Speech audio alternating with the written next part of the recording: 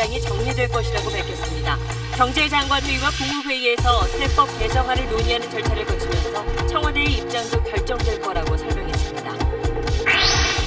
민주당은 초대기업과 초고소득자만을 정밀하게 조준해 이른바 부자 증세를 추진한다는 방침입니다. 세율 인상은 없다던 정부도 본격적인 검토에 들어갔습니다. 남북 군사 당국회담이 무산되자 국방부가 대화 제의에 호응하라고 북한에 거듭 촉구하면서 오는 27일까지는 제한이 유효하다고 밝혔습니다. 군 당국은 북한이 ICBM급이나 SLBM급 발사 등 전략적인 도발을 감행할 가능성에 촉박을 세우고 있습니다. 폭염 경보가 제주와 전남부까지 확대되는 등 오늘도 전국이 펄펄 끓었습니다. 이런 가운데 교육 수준이 낮고 소득이 낮은 사람일수록 폭염에 따른 사망 위험성이 크다는 분석이 나왔습니다. 넥슨에서 각종 특혜를 받은 혐의로 기소된 진경준 전 검사장에 대해 항소심 법원이 1심을 깨고 뇌물수수 혐의 일부를 유죄로 인정했습니다.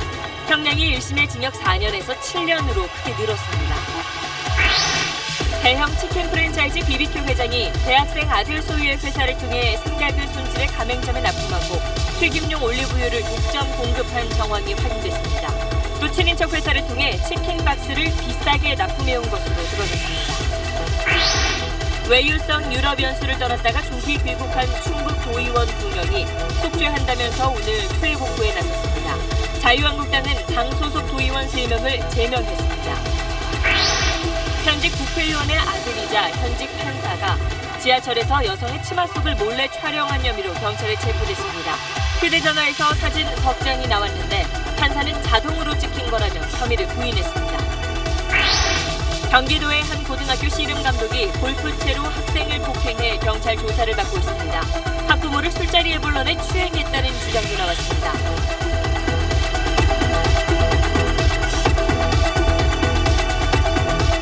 수소, 우주의 75%. 그 무한한 수소로 자동차를 달리게 하다. 현대자동차. 여러분 안녕하십니까? 문재인 대통령이 증세 방침을 기정사실화했습니다. 이제 증세의 방향이 잡히지 않았나 생각한다고 말한 겁니다. 다만 세금을 올리더라도 그 대상은 초고소득층과 초대기업에 한정될 거라고 했습니다. 정부는 이런 내용이 담긴 세법 개정안을 다음 달 2일 발표할 예정입니다. 오늘 첫 소식 남승모 기자입니다. 문재인 대통령은 이틀간 열린 국가재정전략회의 마무리 발언을 통해 어제 회의에서 소득세와 법인세 증세 방안이 구체적으로 제시됐다고 평가했습니다. 특히 어제 토론으로 증세에 대한 방향은 잡히지 않았나 생각한다며 사실상 증세 방침을 기정사실화했습니다. 다만 증세를 하더라도 대상은 초고소득층과 초대기업에 한정될 것이라고 못 박았습니다.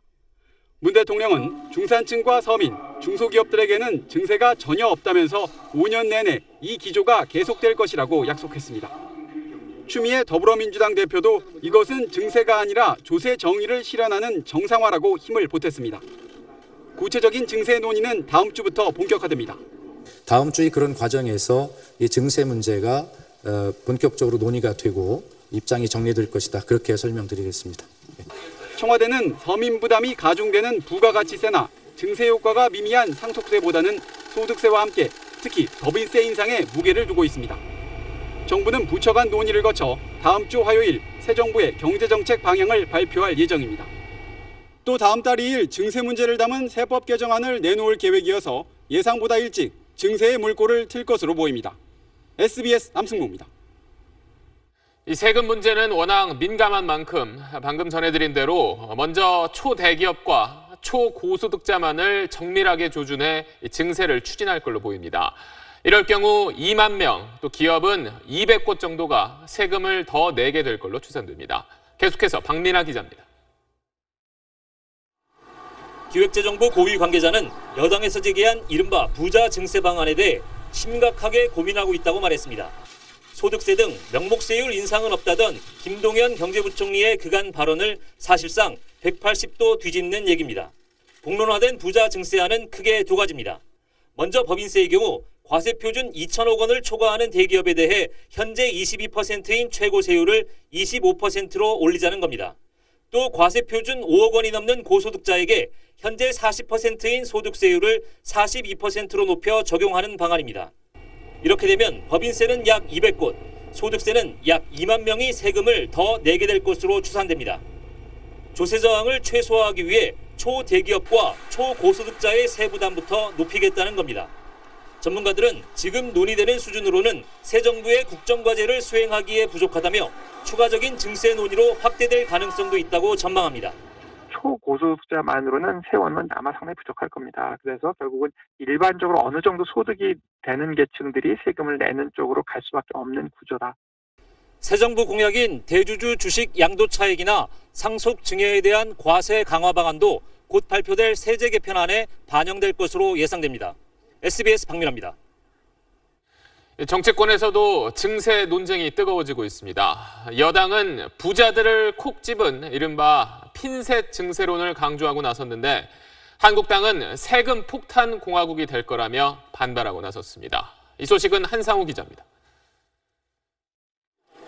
법인세, 소득세 손질 발언으로 증세 논의를 촉발시킨 추미애 더불어민주당 대표가 오늘은 부자 증세로 드라이브를 걸었습니다.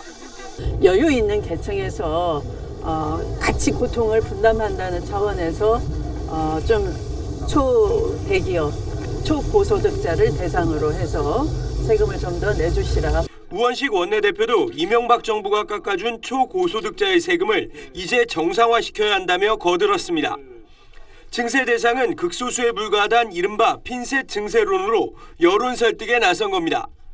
정치권에서는 독배에 비유되는 증세 카드를 빨리 꺼낸 건 국정과제 추진을 위한 재원을 확충해야 하는 상황에서 지지율이 높은 지금이 적기라고 판단한 걸로 보입니다. 지난 대선 때 유일하게 증세에 반대했던 자유한국당은 즉각 반발했습니다. 특히 법인세 인상은 대기업을 옥죄는 꼴로 일자리가 줄어들어 부담은 결국 국민이 질 거라고 주장했습니다. 세계 각국은 경쟁적으로 법인세를 낮춰가며 기업 투자를 유도하고 있습니다. 증세는 신중해야 된다는 점을 정부에 엄중히 촉구합니다. 지난 대선 때 증세 필요성을 주장했던 국민의당과 바른정당은 신중한 분위기입니다. 증세는 최후 수단이다. 국민 공감대가 필요하다며 여론 동향을 지켜보겠다는 자세입니다. 여당 일각에서도 내년 6월 지방선거를 앞둔 상황에서 표가 이탈할 수 있는 증세 추진에 우려하는 목소리가 나오고 있습니다. SBS 한상우입니다. 44일째 진통을 겪던 일자리 추경안이 오늘 밤 국회 본회의에 상정됩니다. 자유한국당을 제외한 여야 3당이 공무원 증원 규모에 합의한 걸로 알려졌습니다. 국회 취재기자 연결합니다. 이한석 기자. 네, 국회에 나와 있습니다. 네, 오늘 본회의 시간이 잡힌 건가요? 네, 여야는 오늘 밤 10시 예결위 전체 회의를 열고 일자리 추경안을 논의할 예정입니다. 전체 회의가 통과되면 추경안은 밤 10시 반에 본회의에 자동으로 상정됩니다. 변수는 있습니다. 본회의 개의를 위한 제적 과반수 150명을 만들 수 있느냐 여부입니다. 총 107석인 자유한국당이 소속 의원들의 본회의 참석이 물리적으로 어렵다면서 사흘 뒤인 다음 주 월요일 본회의를 열자고 주장했지만 다른 3당은 오늘 본회의 강행 의사를 밝혔습니다. 자유한국당을 제외한 여야 3당은 정족수 미달 사태를 막기 위해서 소속 의원들에게 비상 대기령을 내린 상태입니다. 공무원 증원 규모를 놓고 여야가 참 치열한 줄다리기를 벌였는데 몇 명으로 합의가 된 건가요? 네, 핵심 쟁점이던 이 공무원 증원 예산 80억 원을 민주당이 포기하는 대신 목적 예비비 500억 원의 일부를 사용하겠다는 수정안을 내면서 급물살을 탔습니다. 당초 여당은 중앙직 공무원 증원 규모를 4,500명으로 고수한 것으로 알려졌습니다. 그러나 필수 인력만을 줄이라는 야당과의 협상 끝에 2,800여 명 규모로 절충점을 찾은 것으로 알려졌습니다. 여야는 7,500명 지방직 공무원 증원 예산은 지방교부금으로 예산을 편성하기로 합의한 것으로 전해졌습니다.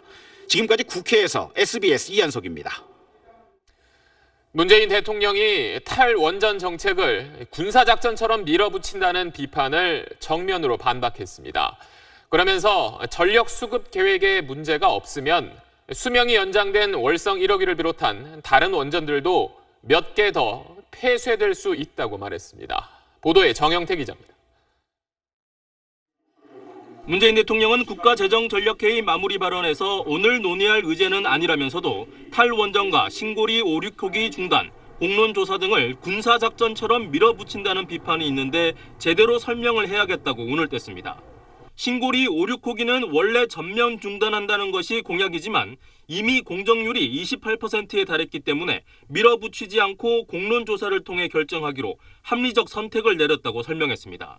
또 이미 가동에 들어간 신고리 3호기와 건설 중인 신고리 4호기, 신한울 1, 2호기 모두 수명이 60년이라며 이것만으로도 원전은 2079년까지 가동된다고 강조했습니다. 뿐만 아니라 전력 수급 계획에 이상이 없는 것으로 확인된다면 수명 연장된 월성 1호기를 포함해 2030년까지 원전이 몇 개 더 폐쇄될 수도 있다고 말했습니다. 문 대통령은 앞으로 60년 동안 원전을 서서히 줄여나가는 것을 감당하지 못한다면 말이 안 된다며 신재생 에너지 비율을 높여도 전기요금이 크게 높아질 정도는 아니라고 강조했습니다. SBS 정영태입니다. 우리 정부의 군사회담 제안에 대해서 북한이 끝내 아무런 답변을 하지 않으면서 결국 오늘 군사회담 개최는 무산됐습니다.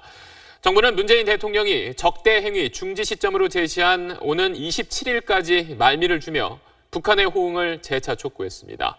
김흥수 기자입니다. 정부는 지난 17일 북한의 군사당국 회담을 제안하며 회담 날짜를 오늘로 제시했지만 북한은 끝내 아무런 반응을 보이지 않았습니다. 정부는 공식 입장을 통해 군사적 긴장 완화와 대화 채널을 복원하는 일이 시급하다며 다시 한번 호응을 촉구했습니다. 북측이 조속히 우리의 제안에 호응할 것을 다시 한번 촉구합니다. 문재인 대통령이 적대 행위 중지 시점으로 정전협정 64주년인 오는 27일을 제시한 만큼 그때까지는 제한이 유효하다는 설명입니다. 일단 닷새 정도 말미를 더 주면서 대화 의지를 다시 한번 강조한 것이긴 하지만 현실적으로 마땅한 대안을 찾기가 쉽지 않은 상황입니다. 지금 북측의 공식 반응이 없는 상태에서 추가 제안이라던가 이런 것들은 저희가 계획을 하고 있는 바는 없습니다. 대북 확성기 방송 중단이나 대북 전단 살포 중단 같은 조치도 북한 호응이 없는 상황에서 일방적으로 취할 수는 없다는 게 정부 입장입니다. 다만 일희일비하지 않고 대화 노력을 계속하겠다고 밝혔습니다. 북한이 군사회담과 적십자 회담 제안에 무반응으로 일관할 경우 두 회담을 통해 베를린 구상 실현에 입구를 찾으려던 정부의 계획은 지연이 불가피할 것으로 보입니다. SBS 김웅수입니다. 하지만 이렇게 우리 정부의 거듭된 대화 촉구와는 달리 북한의 분위기는 좀 심상치가 않습니다. 대륙간 탄도미사일 발사 가능성에 이어 잠수함 탄도미사일의 발사 가능성까지 제기됐습니다. 이어서 안정식 북한 전문 기자입니다. 미국의 북한 전문 매체 38노스가 지난달 30일 촬영한 위성 사진입니다. 잠수함 탄도미사일 SLBM 탑재가 가능한 북한의 신포급 잠수함과 실험용 바지선이 신포항에 재배치됐으며 잠수함 갑판 위의 장비들이 사라져 수리가 끝난 것 같다고 전했습니다. 38노스는 북한이 조만간 SLBM인 북극성 미사일이나 더 발전된 신형 시스템을 발사할 수 있다고 내다왔습니다. 미국 CNN 방송은 주로 해안 근처에서 활동하던 북한 잠수함이 최근 100km 떨어진 동해상까지 나가 48시간 동안 이례적인 활동을 했다고 보도한 바 있습니다. 북한이 2주 내에 ICBM을 발사할 수 있다는 보도에 이어 SLBM 발사 가능성까지 제기된 것입니다. 우리 군 관계자는 북한이 내륙에서 이동식 발사대를 이동시키는 움직임도 포착되고 있다고 전했습니다. 미사일 발사를 앞두고 공개활동을 삼갔던 김정은이 지난 13일 이후 종적을 감추고 있는 점도 군 당국은 주시하고 있습니다. 공교롭게도 정부가 적대 행위를 중지하자고 한 오는 27일 정전협정 체결을 전후가 도발 가능성이 큰 시기로 꼽힙니다. 북한은 미국과 싸워 승리한 날이라며 전승절로 부르고 있는데 이때 미사일을 발사해 미국에 대한 승리를 자랑할 수 있습니다. 오는 27일까지 북한이 도발을 선택할지 대화를 선택할지가 향후 남북관계의 향방을 가를 전망입니다. SBS 안정식입니다. 오늘도 전국 대부분 지방에 폭염특보가 발령됐습니다. 경주는 8일 만에 다시 39도를 넘어섰고 서울도 폭염특보 이틀째입니다. 이런 찜통더위에는 가만히 있는 것도 힘이 드는데 비좁은 천막 아래 불까지 피우며 일하는 노점상들은 매일매일 무더위와의 사투를 벌이고 있습니다. 김기태 기자가 노량진 컵밥 노점에서 일을 도우며 힘겨운 여름나기를 취재했습니다. 3,000원이라는 저렴한 가격에 한 끼를 때울 수 있다 보니 더운 날씨에도 컵밥을 찾는 공시생들의 발길은 끊이질 않습니다. 오늘 하루 이 컵밥집 보조원으로 일해봤습니다. 서툰 솜씨로 삼겹살을 굽다가 사장님께 혼돈하고 이거 그렇게 하면 안 되고 이걸 놓으세요. 밑으로 내려놓고 쉴 새 없이 햄도 굽고 거스름돈도 건넸습니다. 제가 이곳에서 점심시간부터 2시간 가까이 컵밥을 만들고 또 나눠드리는 일을 함께 하고 있는데 이 안에선 정말 땀이 비오듯 쏟아지고 숨이 막힐 정도로 아주 덥습니다. 이곳에서 일하는 분들이 얼마나 힘들게 일하는지 제대로 느낄 수 있습니다. 10년째 노량진에서 컵밥 노점상을 하고 있는 하현주 씨는 매일 아침 7시에 나와 꼬박 13시간 동안 바람 한 점 안 통하는 좁은 노점에서 일합니다. 어떨 때는 어지러워서 중간에 그만두고 들어갈 때도 있었어요. 너무 더우니까. 열화상 카메라로 촬영해봤더니 파랗게 나오는 바깥과 달리 가게 안 벽면은 50도에 육박합니다. 실제 온도계에 나오는 가게 안의 온도는 39.6도로 바로 앞보다 무려 6도나 높습니다. 날씨도 더운데 아까 우리 부모님 버린 거 같으시고 그런데 와가지고 일하시고 하니까는 많이 걱정되죠. 찜통더위는 한동안 계속될 예정이어서 노점상들의 힘겨운 여름나기는 당분간 이어질 전망입니다. SBS 김기태입니다. 폭염 속에 모두가 힘들지만 특히 빈곤층의 여름나기는 더욱 힘겹습니다. 교육 수준이 낮고 가난할수록 폭염에 따른 사망 위험이 높다는 연구 결과도 나왔습니다. 유덕기 기자입니다. 서울에서 이틀째 기세를 떨치는 찜통더위. 습도까지 높다 보니 숨쉬기조차 어려울 정도로 푹푹 찝니다. 땡볕을 피해 마을 뒷산 숲이나 서늘한 지하도로 피해보지만 짜증스런 더위는 좀처럼 식지 않습니다. 서울대 보건대학원 연구팀이 2009년부터 2012년까지 서울 25개 구의 지역별 기온을 분석했습니다. 종로구와 용산구, 서초구가 낮 최고 기온이 평균치보다 높았던 횟수가 상대적으로 많았습니다. 그만큼 다른 구보다 덥다는 얘기입니다. 그런데 더위의 직간접적인 영향으로 숨진 사람이 가장 많았던 곳은 마포구, 영등포구, 중구, 성북구, 서초구 등이었습니다. 더운 곳 분포와는 다소 차이가 있는데요. 왜 그럴까요?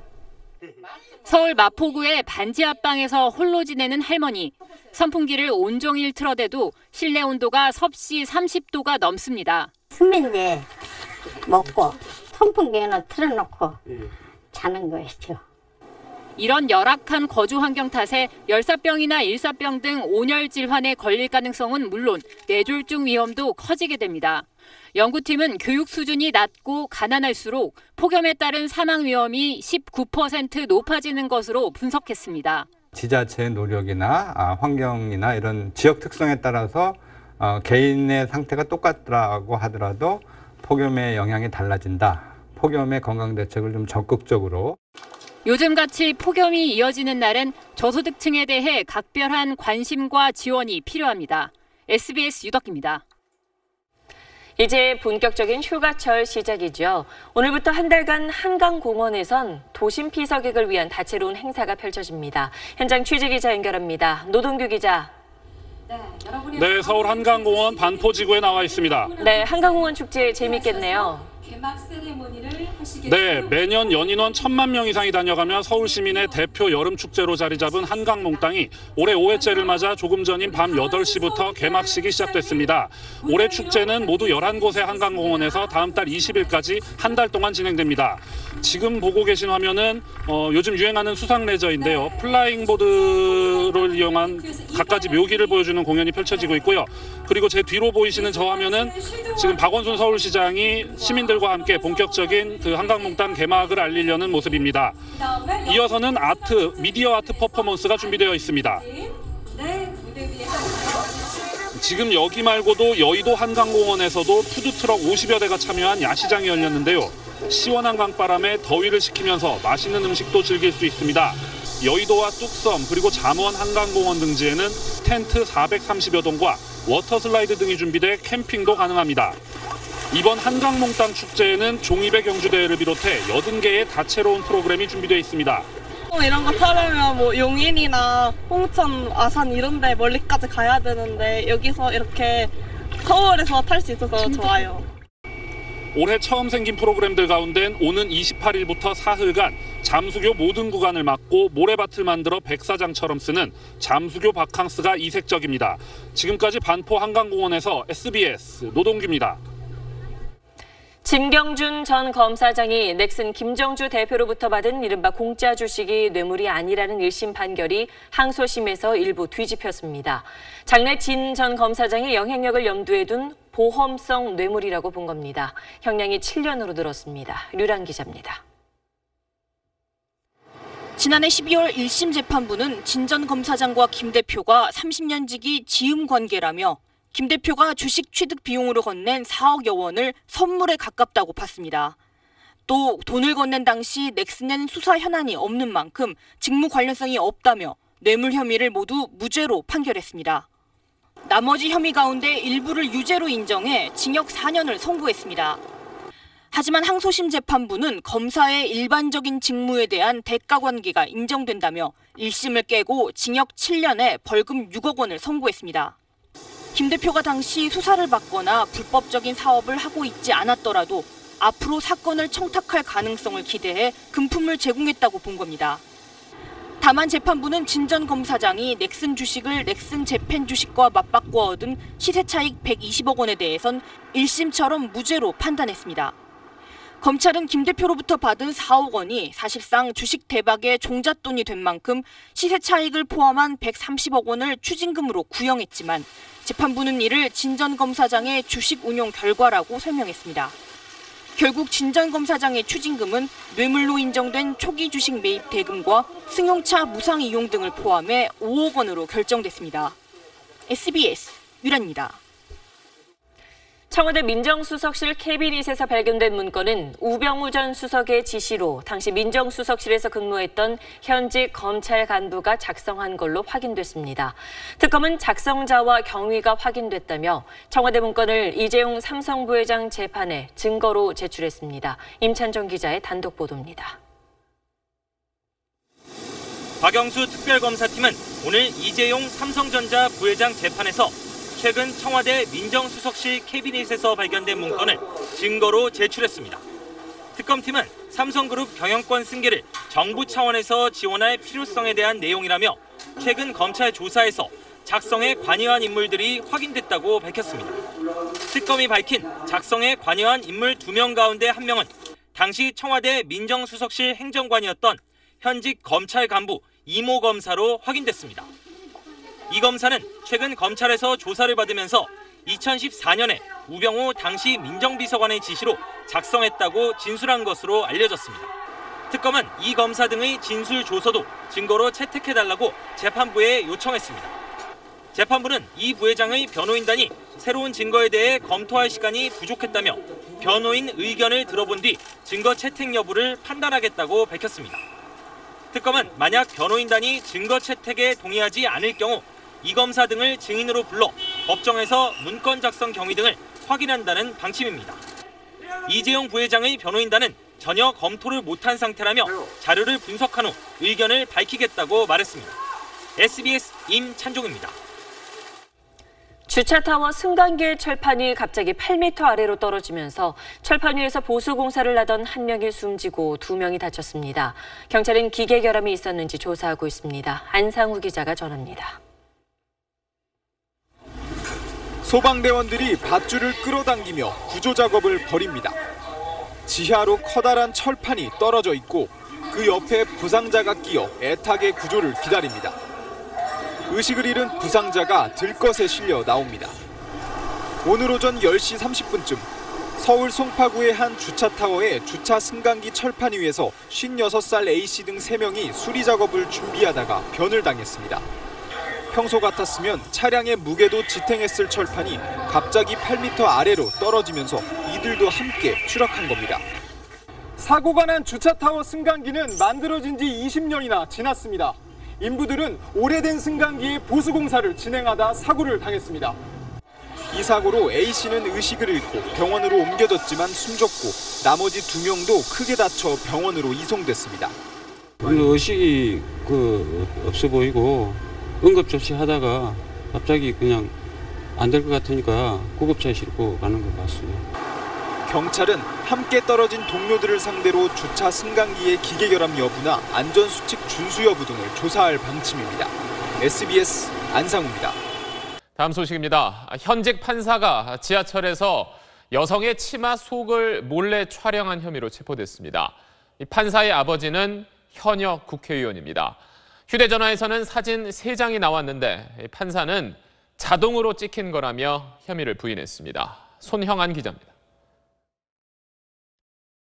지난 17일 밤 10시쯤 서울 지하철 4호선 전동차 안에서 승객이 한 남성을 붙잡았습니다. 이 남성이 휴대전화로 여성의 치마 속을 몰래 촬영하는 것을 봤다는 겁니다. 승객은 112 신고를 하는 동시에 때마침 정차한 동대문 역사문화공원역에 남성을 끌고 내렸습니다. 출동한 경찰은 영무실 앞에서 이 남성을 몰래카메라 촬영 혐의로 긴급 체포했습니다. 112 신고 떨어지는 것은 이제 안에서 성추행범이 있다는 식으로 이렇게 뜨니까 영무실 나간 것이고 밑에서 위를 보고 찍으니까 그러니까 이제 더 이상 봤을 수가 있겠죠. 경찰에 체포된 남성은 현역 야당 의원의 아들이자 서울지역법원에서 근무하고 있는 판사 A씨였습니다. A 판사의 휴대전화에선 여성 한 명의 치마 속 사진 3장이 발견됐습니다. 경찰 조사에서 A씨는 문제의 사진은 휴대전화 사진 촬영 애플리케이션이 저절로 작동해 찍힌 거라며 혐의를 전면 부인했습니다. 경찰은 A 판사를 성폭력범죄 특례법 위반 혐의로 불구속 입건하고 오늘 사건을 검찰로 넘겼습니다.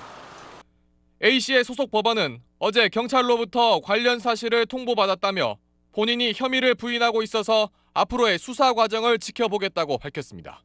SBS 손형환입니다.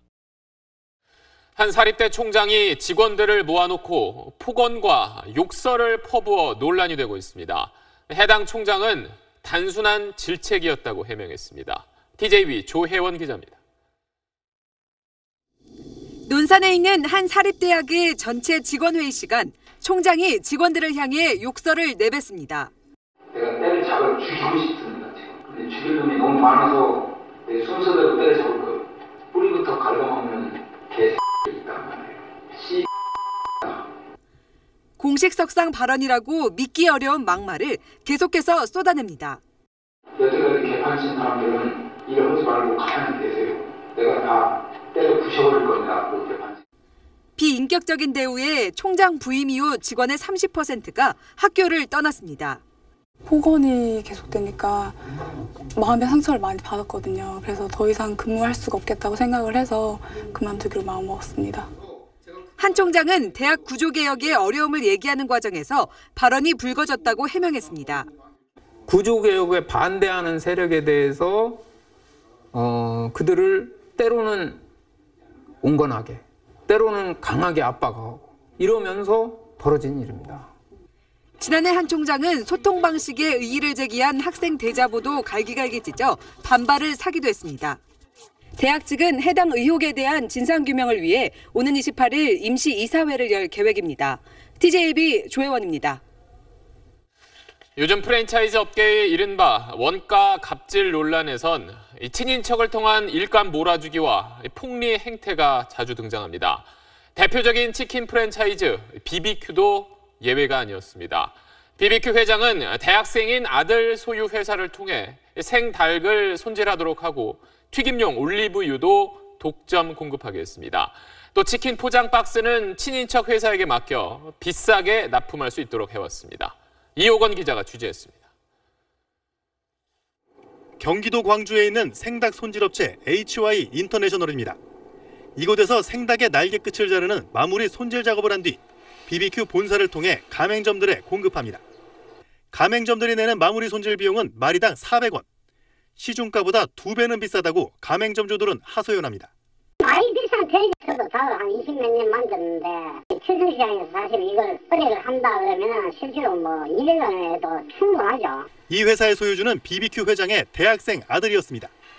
올해부터는 이 업체가 핵심 원재료인 황금 올리브유까지 독점 공급했습니다. 거래 명세서를 보면 황금 올리브유는 HY에서 본사에 공급된다고 적혀 있습니다. HY가 제조를 맡겼다는 한 업체 공장에서 만든 올리브유가 어디로 가는지 따라가 봤더니 도착한 곳은 각 가맹점에 배달되기 전 모이는 물류센터. HY는 거치지도 않았습니다. 여기서 어떤 생산을 하시는 거예요? 닭고기, 닭 날개, 갈 뭐 이런 거. 기름은 여기서 만드는 건 아니고요. BBQ의 치킨 박스를 납품하는 회사의 대표는 BBQ 회장 동생의 손윗동서입니다. BBQ가 납품받는 가격은 100박스당 16,000원 정도인데 가맹점에 공급하는 건 28,000원으로 12,000원을 남깁니다. 다른 치킨 프랜차이즈들은 5 내지 7,000원 정도 남기고 있는 만큼 마진율이 상대적으로 2배 가까이 높습니다. 결국 가맹점주들의 부담이 늘고 치킨 값에도 반영됩니다. BBQ는 이런 의혹에 대해 HY 인터내셔널이 황금 올리브유 제조 기술을 보유하고 있어 생산과 유통을 총괄하는 셈이고 일감 몰아주기 문제가 될 수 있어 일주일 전쯤인 지난 13일 이 회사를 자회사로 등록시켰다고 밝혔습니다. 가격 논란에 대해선 닭 손질에 들어가는 인건비가 많이 들고 박스의 재질도 좋아 비싼 편이 아니라고 해명했습니다. SBS 이호건입니다. 물난리를 뒤로 하고 유럽 연수를 갔다 어제 황급히 귀국한 충청북도 도의원 2명이 오늘 뒤늦게 수해 복구 현장을 찾았습니다. 나머지 2명은 내일 귀국합니다. 자유한국당은 소속 의원 3명을 제명 조치했습니다. CJB 홍우표 기자입니다. 최병윤 충북도의원이 한 농가주택에서 수해 복구 작업을 돕고 있습니다. 한숨도 못 잤어요. 간 게 엄청나게 인생의 가장 큰 후회라고 생각이 되고 자신의 지역구가 물난리가 났는데도 외유를 떠나 더 큰 비난을 받은 박봉순 도의원. 땀을 비 오듯 쏟아가며 진짜 내 밭에서 수해가 난 듯 복구 작업에 매진했습니다. 하지만 물난리가 난 지 이틀 만에 유럽으로 떠났던 한국당 소속 충북도의원 3명은 모두 당에서 제명 조치됐습니다. 제가 겸허하게 받아들이고 그동안 이제 앞으로 자숙하면서 봉사하면서 이렇게 지내고 있겠습니다. 김학철, 박한범 도의원은 해외 연수 진행을 고집하다 여론의 문매를 더 맞고서야 귀국길에 올랐습니다.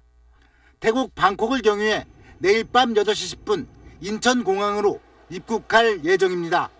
이유를 불문하고요. 좀 사려 깊지 못한 행동으로 걱정과 신뢰를 끼쳐드린 점 정말 송구스럽고 죄송합니다. 연수를 비난하는 국민을 생각 없는 쥐떼에 비유해 공분을 사고 있는 김학철 도의원은 일체의 언론 접촉을 끊고 있는 가운데 귀국 후 어떤 해명을 내놓을지가 관심사입니다. CJB 뉴스 홍우표입니다. 고등학교 한 씨름 감독이 골프채로 선수를 때린 혐의로 경찰 조사를 받고 있습니다. 폭행뿐 아니라 한밤중에 학부모를 술자리에 불러내 추행했다는 주장까지 나왔습니다. 이현영 기자입니다. 고등학생의 엉덩이에 피멍이 들었습니다. 인천의 한 고등학교 씨름팀 감독이 경기에 졌다며 선수 A군을 골프채로 마구 때려 전치 3주의 부상을 입힌 겁니다. A군 어머니의 신고로 경찰이 수사에 나섰습니다. A군의 어머니는 감독이 아들을 대학에 보내주겠다며 한밤중에 술자리에 불러냈다고 말합니다. 일도 안 해도 돼, 감독아. 내가 약속했잖아요, 어머니. 감독이라고 얘기하네. 어쩔 수 없이 나가면 추행을 일삼았습니다. 자식이라는 것 때문에 어쩔 수 없고 몇 번 했지만 너무 자존심 상하고 굉장히 힘들었거든요. 처음부터 작년이든가 더 오래든가. 지난달에는 감독의 말을 듣지 않자 출전하기로 돼 있던 시합에서 A군을 갑자기 제외하기도 했습니다. 지도하던 선수가 실업팀에 들어가게 되면 수수료 형식으로 돈을 받기도 했다는 주장도 제기됐습니다. 10% 정도는 된다고. 보통 이제 현금 거래죠, 거의. 현금으로 찾아서 현금으로 주고 이런 식으로 흔적이 남지 않게. 경찰은 김 전 감독을 특수폭행 혐의로 입건하고 성추행 여부 등에 대해서도 조사할 계획입니다. SBS 이현영입니다. 최근 가상화폐 거래소에 넣어둔 돈이 단 몇 분 만에 사라지는 일이 심심치 않게 일어나고 있습니다. 신종 범죄로 추정되는데 정작 돈이 빠져나간 거래소에 책임을 묻는 건 쉽지 않다고 합니다. 왜 그런지 정혜경 기자가 전하겠습니다. 가상화폐 거래소를 통해 가상화폐에 투자한 김모 씨는 최근 황당한 일을 당했습니다. 김 씨가 인터넷을 통해 거래소에 접속한 지 40초 뒤따라 김 씨의 아이디로 로그인한 누군가가 계좌에 있던 3억 8천만 원가량의 가상화폐와 현금을 모두 빼간 겁니다. 잔금을 치러야 되는데 계획에 차질이 생겼어. 김 씨가 이용한 가상화폐 거래소는 이달 초 3만여 건의 개인정보가 유출됐던 곳. 인출 피해를 당한 사람은 김 씨뿐만이 아닌 것으로 확인됐습니다. 하지만 거래소 측은 자신들의 서버가 해킹당해 김 씨의 계좌에서 돈이 빠져나간 건 아니라고 주장합니다. 김 씨가 아이디와 비밀번호를 잘못 관리해 유출됐고 범죄 조직이 이를 악용했을 것이란 주장입니다. 이 가상화폐 거래소에선 하루 4천억 원 가까운 거래가 이뤄지고 있지만 금융기관으로 인정되지 않아 보안 등급 규제도 받지 않고 피해를 당해도 배상 책임을 묻기 쉽지 않습니다. 위조나 변조 등이 발생했을 때도 금융기관에서 책임을 져야 됩니다. 사실 이제 금융기관의 데이터는 잘못된 게 없음에도 불구하고 그런데 그 외의 기관에서는 책임을 물을 수가 없거든요. 가상화폐를 지급결제 수단으로 인정할 것인가를 두고 법 제정 논의가 진행되고 있는 가운데 가상화폐 투자자들이 범죄의 표적이 되고 있습니다. SBS 정혜경입니다. 중국 동부 항저우시에서 대로변에 있던 식당이 2차례나 폭발해 40명 넘게 숨지거나 다쳤습니다. 식당에 있던 가스통이 폭발한 걸로 추정됩니다. 베이징에서 정석엽 특파원입니다.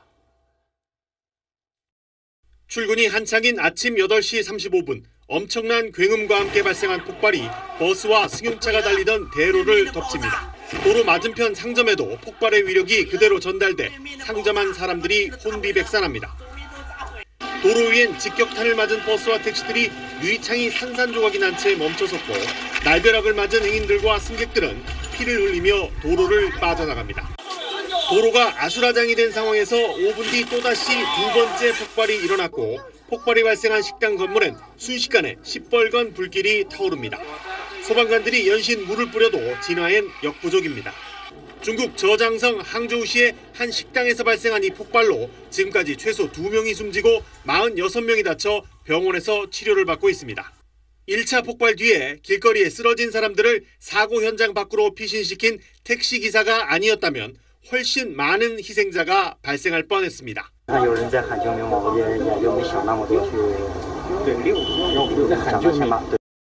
항저우시 정부는 가스통에 연결된 가스관이 너무 낡아서 이 가스가 새는 바람에 폭발한 것으로 추정하고 있습니다. 베이징에서 SBS 정성엽입니다. 트럼프 미국 대통령은 피노키오다. 트럼프 대통령과 앙숙관계인 워싱턴 포스트가 취임 6개월을 맞아 대통령의 그동안 발언과 트윗을 전수조사했습니다. 무려 836번이나 거짓말 또는 오해를 불러일으키는 말을 했다고 분석했습니다. 하루 평균 4.6회의 꼴입니다. 좌충우돌 트럼프 대통령의 반년을 워싱턴 정하석 특파원이 돌아봤습니다. 트럼프 대통령의 막말 험담은 취임 6개월 기념 언론 인터뷰에서도 이어졌습니다. 뜬금없이 아베 일본 총리 부인 아키에 여사의 영어 실력을 흉봤습니다. And she's a terrific woman, but doesn't speak English. Like nothing, right? It's zero. Like not hello. 반면 자신의 5살짜리 외손녀는 중국어를 잘한다면서 똑똑한 유전자를 가졌다고 자랑했습니다.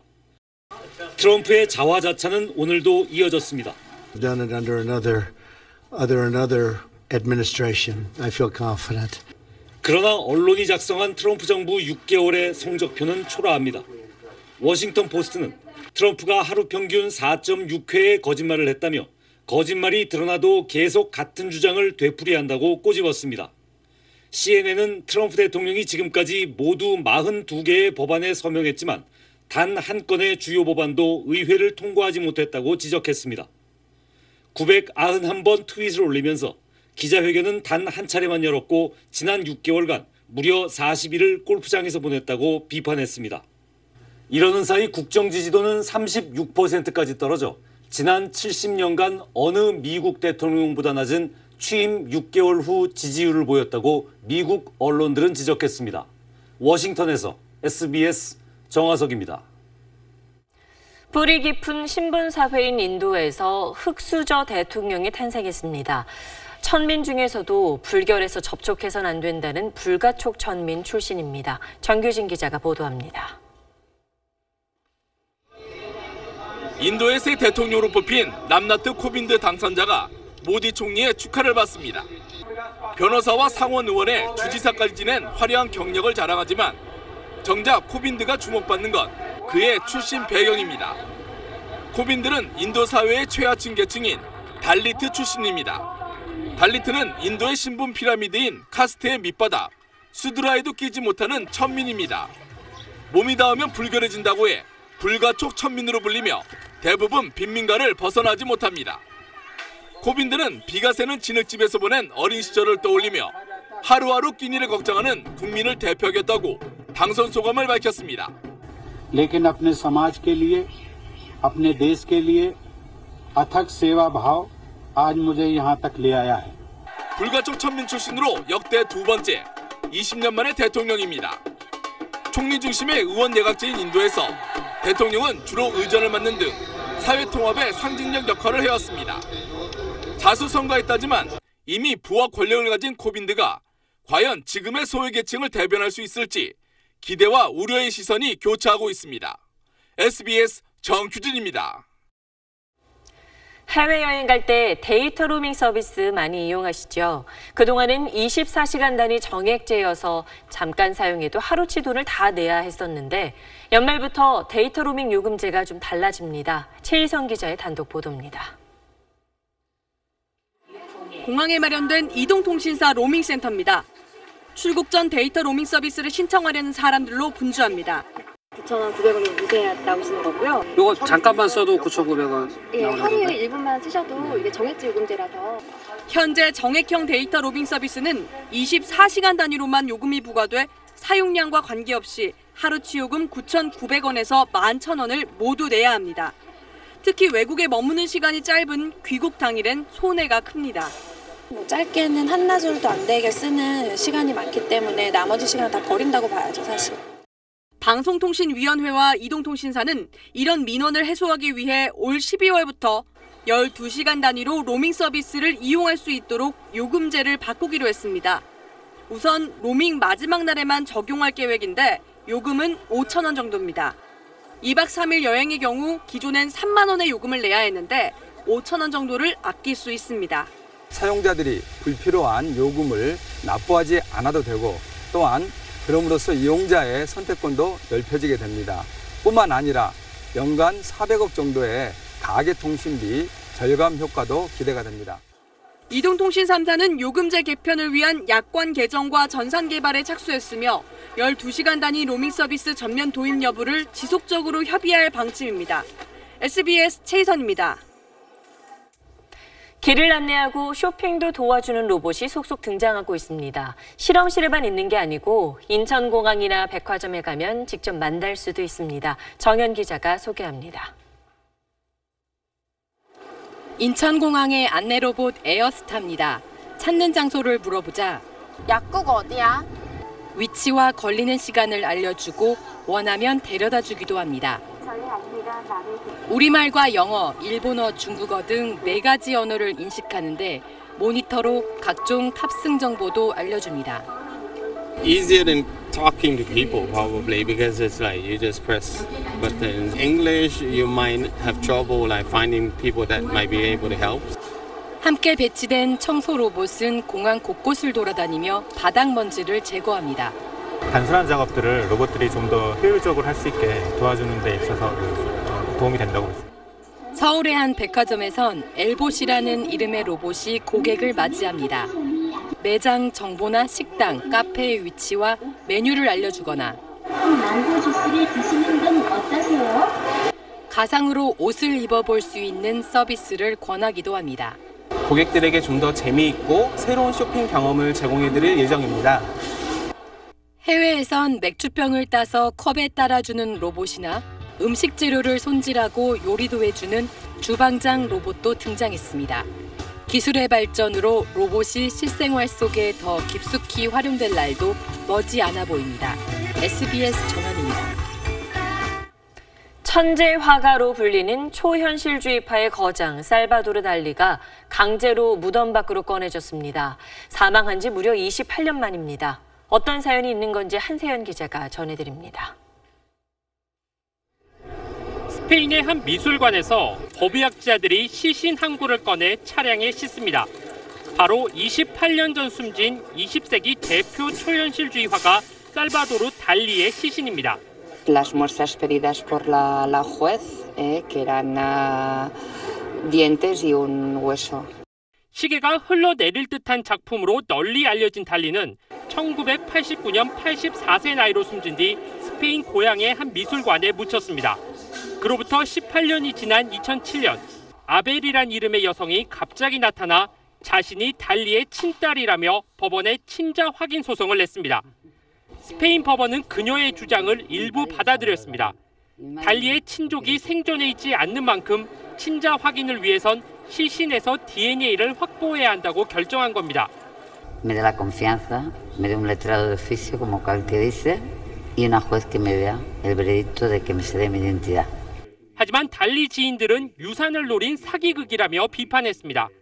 Yo a esta señora no la conocí ni me habló nunca de ella. Y ahora se acuerdan de estas cosas. 달리의 친딸로 확인되면 아벨은 달리가 남긴 유산 3,700여억 원 중 4분의 1인 900여억 원을 받게 됩니다. 최종 친자 검증 결과는 DNA 비교 작업을 거쳐 약 3주 뒤에 나올 예정입니다. SBS 한세연입니다. 더불어민주당 윤후덕 의원이 SBS 기자를 포함한 여기자 2명에게 부적절한 발언을 해 성희롱 논란을 빚고 있습니다. 윤 의원은 오늘 오후 국회 본관에서 다른 의원의 양옆에서 취재하고 있던 두 여기자를 지칭하며 싱글이라더니 왜 양쪽으로 따블리냐고 말했습니다. 이에 대해 윤 의원 측은 골프 용어였을 뿐 성희롱은 아니라며 사과나 유감 표명을 할 발언이 아니라는 입장을 밝혔습니다.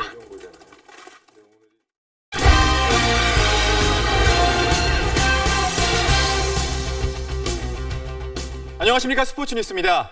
어제 프로야구에서 희대의 비디오 판독 오심을 한 심판에게 KBO가 출장 정지 징계를 내렸습니다. 하지만 올 시즌 유독 오심 피해가 잦은 롯데는 보상받을 길이 없습니다. 이성훈 기자입니다. KBO는 어제 롯데 손아섭의 타구를 홈런으로 인정한 원심을 뒤집고 홈런이 아니라고 판정한 비디오 판독센터의 김호인 센터장에게 10경기 출장 정지 징계를 내렸습니다. 김 센터장은 SBS와 전화통화에서 타구가 홈런 기준선인 노란 선을 맞고 넘어가는 것을 느린 화면을 통해 확인했지만 규정을 착각해 오심을 내렸다고 인정했습니다. 올 시즌 비디오 판독센터가 생긴 뒤에도 근무자의 숙련도 부족과 시스템 미비로 판정 논란이 종종 불거졌는데 상황이 명백하게 담긴 영상을 보고도 심판이 규칙을 착각해 오심을 한 건 이번이 처음입니다. 유독 롯데가 오심 피해를 많이 보고 있는 것도 논란이 되고 있습니다. 올 시즌 여러 차례 판정 시비에서 피해자가 됐던 롯데는 어제도 오심으로 홈런을 날린 뒤 무승부에 그치며 가을 잔치행 여부를 결정할 수도 있는 소중한 1승을 놓쳤습니다. 6위 넥센의 3경기 반차로 뒤처진 롯데는 설상가상으로 오늘부터 최강팀 기아를 만나게 됐습니다. 롯데가 3회 신본기의 홈슬라이딩이 비디오 판독 끝에 세이프로 인정돼 리드를 잡았지만 5회 기아가 버나디나와 안치홍의 홈런으로 간단하게 동점을 만들었습니다. SBS 이상훈입니다. 요즘 국내 여자 골프는 더위와 전쟁을 벌이고 있습니다. 하루 5시간씩 뜨거운 필드를 걸어다니는 선수들은 매주 이어지는 이 찜통 더위에 어떻게 맞서고 있을까요? 하성룡 기자가 취재했습니다. 태양이 구름 뒤로 숨어버린 흐린 날씨에도 최고 기온이 30도를 웃돌고 습도까지 높아 갤러리의 숨이 턱 막힐 정도입니다. 음료를 들이키고 부채질을 해봐도 더위가 쉽게 가시지 않습니다. 지난주 대회장에는 마치 피서지처럼 물놀이 풀장까지 등장했습니다. 습하고 덥고 아마 선수들이 운동하기엔 너무 힘든 날씨 같은 느낌이에요. 선수들도 다양한 방법으로 더위와 싸우고 있습니다. 시원한 얼음물과 얼음팩은 기본, 휴대용 선풍기에 순간 시원함을 느끼는 쿨 스프레이까지 동원했고 되게 시원해요. 알약 형태의 식염 포도당을 먹으며 탈수에도 대비합니다. 아무래도 땀을 많이 흘리니까 여름에는 필요할 것 같아요. 네. 연일 계속되는 찜통 더위에 체력 관리를 어떻게 하느냐가 여름철 승부의 변수로 떠올랐습니다. 좀 많이 지치고 조금 많이 힘든 것 같아요. 다 똑같은 조건이기 때문에 그걸 누가 이렇게 잘 견디느냐가 제일 중점인 것 같아요.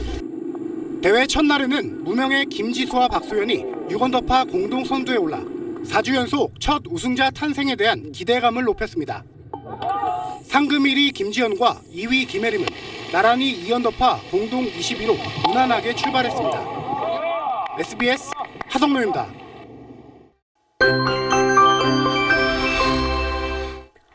제주 산간을 제외한 전국 모든 지역에 폭염특보가 이어지는 가운데 오늘 또다시 경주의 기온이 39도를 웃돌았습니다. 이번 주말 남부지방은 폭염이 계속되겠고 중부와 경북지방은 장맛비가 내리겠습니다.